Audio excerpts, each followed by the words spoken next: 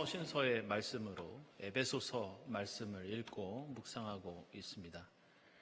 이 사도 바울이 감옥에 있으면서 썼던 옥중 서신이 에베소서입니다.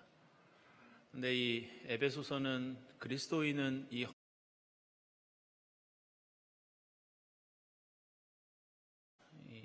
그리스도인의 생활 방식, 생활 태도, 정체성 이런 내용을 담고 있는 것이 이 에베소서 말씀입니다. 우리말 중에 그런 말이 있죠. 칼을 갈다 이런 말이 있습니다. 어떤 일을 이루기 위해서 독한 마음을 품을 때 이 칼을 간다는 얘기를 합니다. 그리고 그런 마음은 대체로 복수심을 가리킬 때가 많이 있습니다. 지금 사도 바울은 감옥에 갇혀 있습니다. 매를 많이 맞았고 험난한 그런 생활을 하고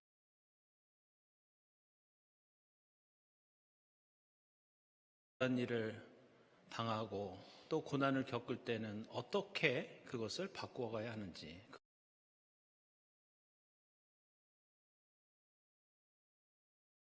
하나님의 뜻이라는 갑옷, 진리의 허리띠, 정의의 가슴막이, 평화의 신발과 믿음의 방패와 성령의 검을 손에 들고 세상의 풍조와 가치에 맞서서 싸우자 이렇게 권면하고 있습니다. 그러면서 성령 안에서 기도하고 간구하면서 담대히 예수의 십자가 그리고 부활의 복음을 전하는데 힘쓰라고 그렇게 강조하고 있습니다. 당시 로마 제국은 갑옷을 입고 투구를 쓰고 칼과 방패를 이용해서 세상에 자신의 힘을 과시했습니다. 사도 바울도 바로 그 칼과 방패와 갑옷의 희생자였습니다. 누군가를 억압하고 착취하는 데 사용했던 그 이미지들을 이 사도 바울은 완전히 다르게 전복해서 소개하고 사용하고 있습니다. 당했으면 칼을 갈고 복수를 해야 할 텐데 사도 바울은 성령의 검, 하나님의 말씀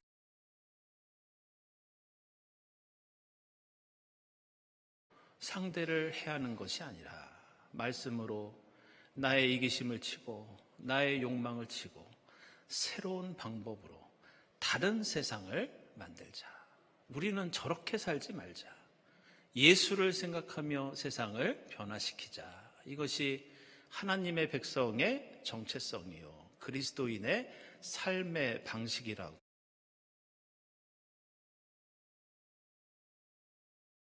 를 전도시키는 하나님의 백성이 가진 사명에 대해서 말씀하고 있지만 과연 지금의 그리스도인들은, 지금의 하나님의 백성은 그렇게 살고 있는가? 현실을 보면 답답할 때가 많이 있습니다. 진짜 칼을 간다는 것이 무엇을 의미하는지 사례를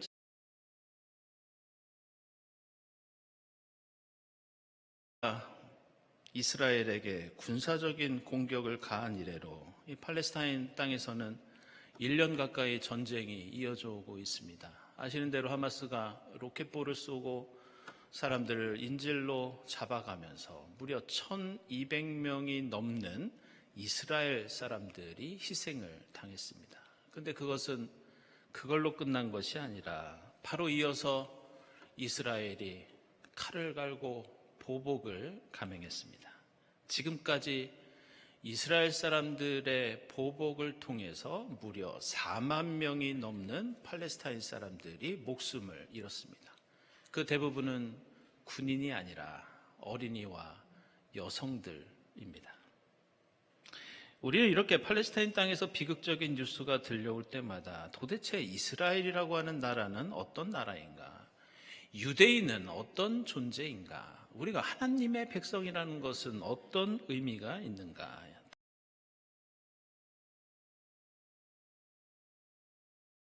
후손으로서 약속의 땅에 대한 권리를 가지고 있다고 생각하는데 그들은 하나님의 선민으로 특권을 가지고 있다고 자랑하는데 그게 정말 저래도 되는 것인가? 결론부터 말씀드리면 그것은 성경의 이스라엘, 성경에서 말씀하는 하나님의 백성의 정체성과는 전혀 의미가 다른 거리가 먼 일입니다. 그리고 오늘 우리가 읽은 말씀은 그 하나님의 백성이 신학적으로나 역사적으로 어떤 의미를 가지고 있는지 우리에게 가르쳐주고 있습니다. 오늘 함께 읽은 여호수아기 24장에는 출애굽한 이스라엘 백성들이 가나안 땅에 들어가서 함께 모여서 하나님께 신앙 고백을 하는 장면이 나옵니다. 그런데 이 사건이 세겜이라고 하는 지역에서 일어났기 때문에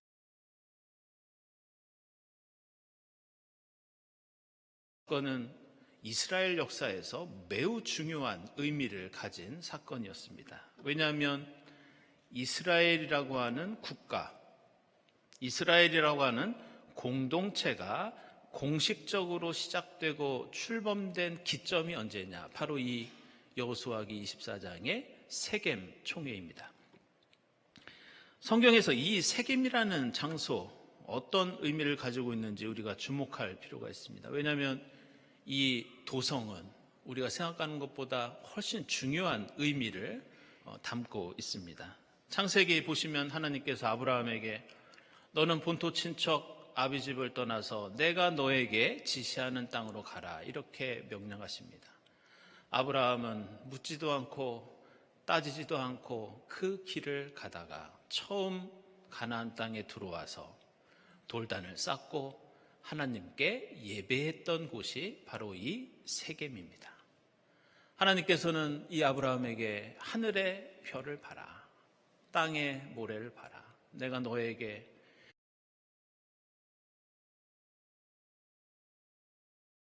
언약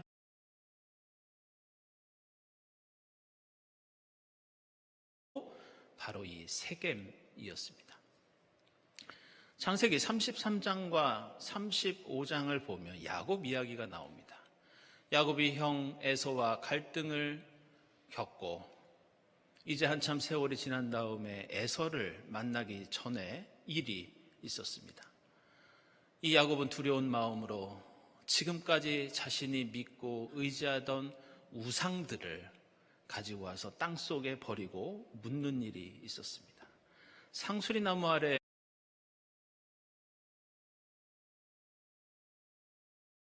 야곱은 지금까지 의지하던 모든 것을 벗어 던지고 그곳에 우상을 버리고 다시 그곳에 돌단을 쌓고 하나님께 예배를 드립니다. 이처럼 성경에서 세겜은 하나님의 백성이 하나님의 약속을 되새기면서 새로운 꿈과 비전을 가졌던 장소였습니다.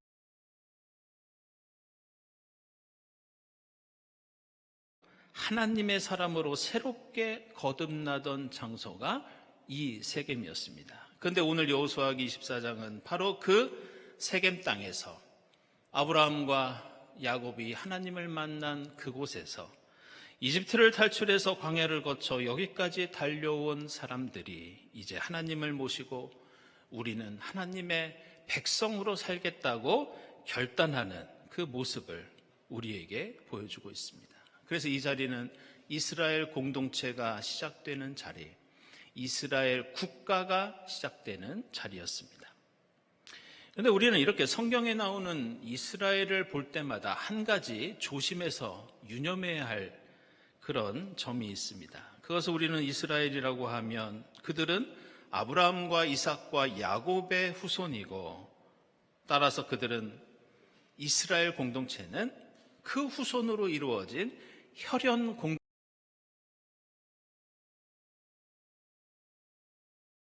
이스라엘은 혈연 공동체가 아니라 신앙 공동체가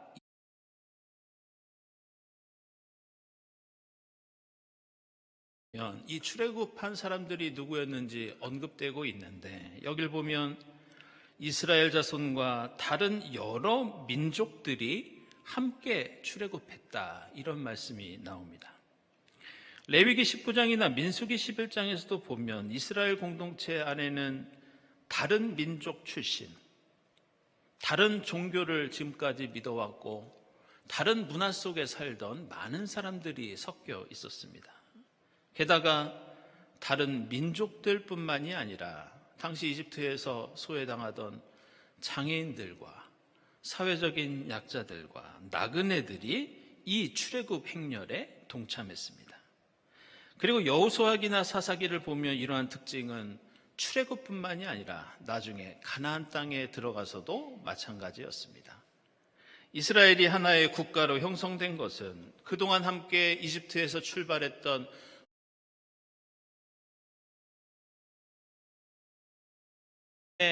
함께 살고 있던 원주민들 중에서 나도 이제 하나님을 믿어보겠다고 결단한 사람들이 함께 이스라엘 공동체를 이루었습니다. 따라서 지금 이 세겜에 모인 이스라엘은 아브라함의 피를 이어받은 생물학적인 후손이 아니라 아브라함의 믿음의 유전자를 이어받은 신앙의 후손이 지금 24장에 모여있는 이스라엘입니다. 그리고 그들은 혈통이 아니라 믿음을 통해 아브라함이 하나님과 맺었던 언약의 축복을 지금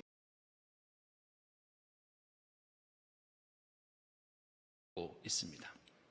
그래서 오늘 여호수아기 24장에는 하나님의 백성은 어떤 존재인지 그것을 우리에게 명확하게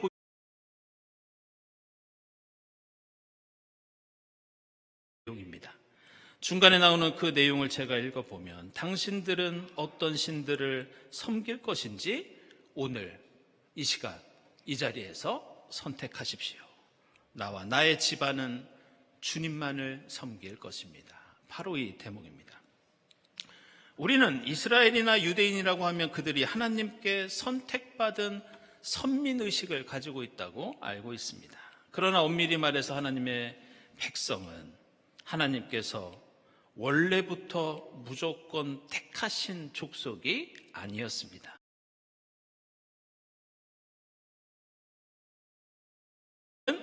하나님에 의해서 선택된 사람들이 아니라 나는 이제부터 하나님을 붙잡겠습니다. 이제부터 하나님을 선택하겠습니다. 이 고백처럼 하나님에 의해서 선택된 사람이 아니라 하나님을 선택한 사람들이 이스라엘이었습니다.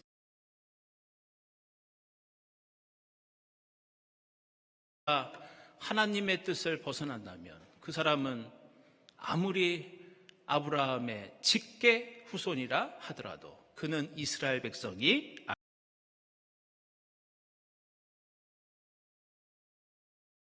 나는 오직 하나님만 섬기겠다고 결단한다면, 고백한다면 그는 그 자리에서 하나님의 백성이 되고 이스라엘 백성이 될 수 있었습니다. 따라서 우리가 하나님의 백성이 된다는 것은 일찍부터 선택돼서 변치 않는 정해진 우리의 팔자나 운명 같은 것이 아닙니다. 하나님의 백성이 된다는 것은 지금 내가 출애굽하고 있어야 하고 지금 내가 하나님의 말씀을 약속을 의지하고 믿고 따라야 합니다. 내가 걷고 있는 길이 매일 하나님이 가라고 하신 길을 향하고 있는 것, 바로 이것이 현재 진행의 믿음을 고백하고 실천하는 것, 그것이 하나님의 백성이 되는 조건이자 기준이라고 할 수 있습니다. 세계의 역사와 교회의 역사를 보면 이 예수 믿는 수많은 그리스도인들은 지금 우리처럼 자신이 하나님의 백성이요, 하나님의 새 이스라엘이라는 정체성을 가지고 있습니다. 그리고 그것은 지금 우리도 마찬가지입니다. 그러나 안타깝게도 스스로 새 이스라엘이라고 믿었던 수많은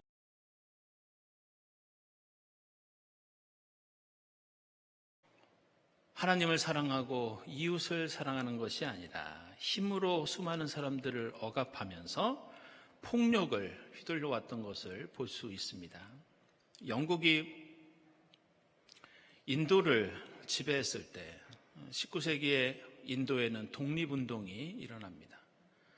그러나 이 영국 사람들이 얼마나 이 인도 사람들을 잔인하게 해쳤는지 모릅니다.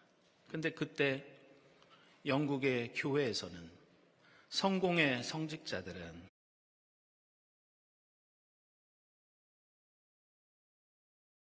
하나님이 주신 약속의 땅이라고 그 전쟁과 폭력을 정당화하였습니다. 영국이 아일랜드를 정복하고 온갖 만행을 저지를 때에도 그들이 내세운 것은 우리는 하나님의 선택받은 백성이다. 우리는 하나님의 새 이스라엘이라는 그런 선민 의식이었습니다. 남아프리카 공화국에서 아파르테이트 인종차별 정책을 펼치면서 흑인들을 차별하고 억압했던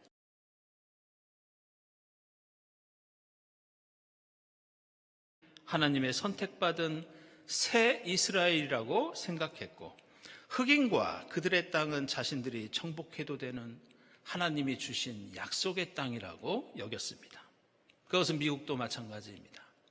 17세기 이래로, 그리고 최근에는 레이건이나 트럼프의 연설을 보면 미국인들은 자신이 산상수훈, 마태복음서 5장에 나오는 언덕 위에 빛나는 도시라고 생각하고 있습니다.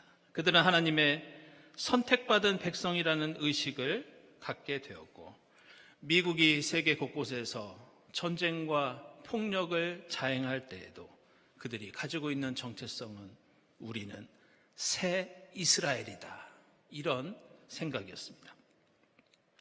그러나 오늘 요한복음서에서 예수께서는 우리가 새로운 이스라엘이 되고 주님의 제자가 되어 산다는 것이 어떤 의미를 가지고 있는지 매우 엄중한 의미를 우리에게 가르쳐주고 있습니다. 오늘 요한복음서 6장의 교훈을 한마디로 제가 요약하면, 예수께서는 마치 하나님께서 하나님의 백성을 선택하듯이 12 제자를 선택하셨지만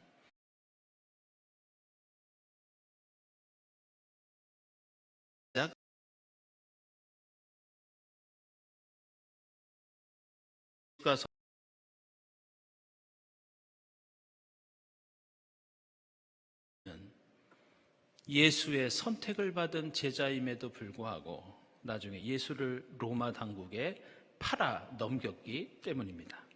따라서 예수께서는 오늘 우리가 하나님의 백성이 되고 제자가 되는 것은 마치 회원가입을 하듯이 교회에 등록하고 출석한다고 보장되는 게 아니라는 것을 우리에게 엄중히 가르쳐주고 있습니다.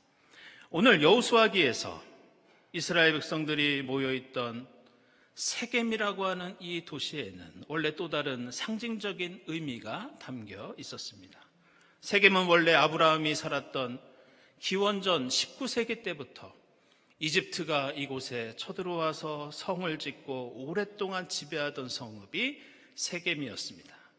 이집트의 강력한 힘이 지배하던 도시 세겜, 바로 그곳에서 아브라함은 꿈을 꾸었고 야곱은 돌단을 쌓았고, 그 이집트에서 도망 나온 노예들이 이제 모여서 이제 우리는 이집트 세상의 풍조와 힘이 아니라 오직 하나님만 섬기겠다는 결단을 하고 있는 것이 오늘 여호수아기 24장 말씀입니다.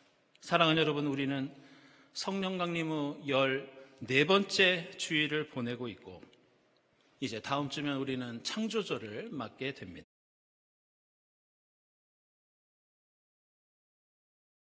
주님의 이름을 부르면서 우리가 살고 있는 땅, 내가 처해 있는 환경을 세겜처럼 바꿔갈 수 있기를 바랍니다. 진리의 띠를 띠고 정의와 평화의 옷을 입고 성령의 능력 안에서 십자가 사랑과 부활의 생명을 전할 때 우리는 비로소 새 이스라엘이 될 수 있고, 우리가 살아가는 터전이 약속의 땅이 될 줄로 믿습니다. 기도하겠습니다. 하나님, 저희를 주님의 거룩한 백성으로 택해 주신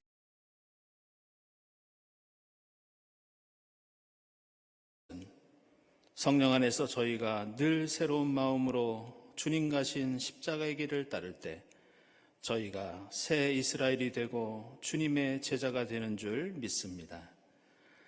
능력주의와 무한 경쟁의 세상 속에서 사랑과 배려의 문화를 만들어가게 하시고, 죽음과